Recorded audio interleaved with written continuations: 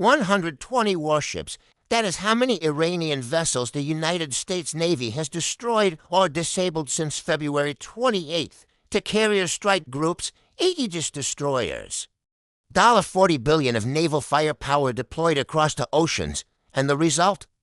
The Strait of Hormuz is still closed. 95% of commercial shipping has vanished. 3,200 vessels, including 250 oil tankers, sit anchored in the Gulf. Going nowhere? We did not lose a single ship. We did not lose a single engagement. We eliminated the entire Iranian submarine fleet, every Soleimani-class corvette, every drone carrier, every major surface combatant Tehran ever built. And yet the shipping lane stays shut. The oil stays stuck. The world economy bleeds $40 billion a week. Why? Because the most powerful navy in human history had to pick up the phone and call the Air Force. Specifically, they needed an aircraft the Air Force had been begging Congress to let them retire.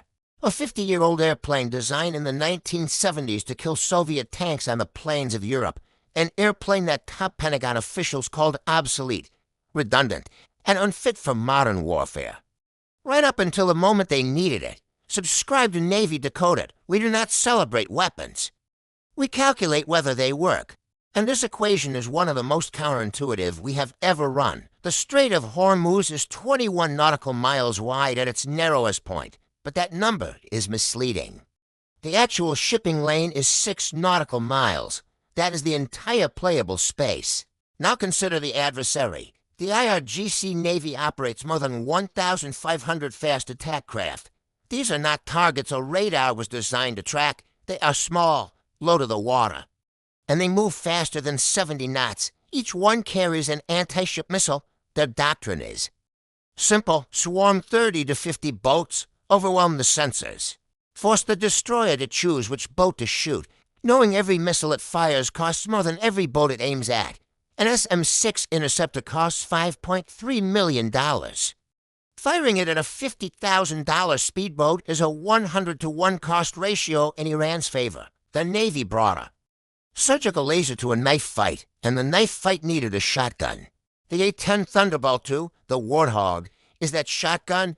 Its 7-barrel Gatling cannon fires 3,900 rounds per minute. 70 rounds into a fiberglass fastboat equals under $10,000. That is a 500-to-1 cost advantage. The A-10 flies at 300 knots, giving the pilot 3 times longer to identify targets than an F-18.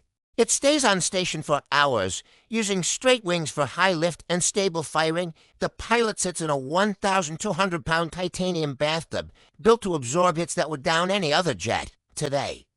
A new combined arms layer secures the Strait, the A-10 at 3,000 feet, the Apache helicopter at 200 feet, and the Aegis destroyer providing the umbrella. The math flips. Iran's strategy fails when the A-10 handles the swarm for pennies on the dollar. We do not worship the machine.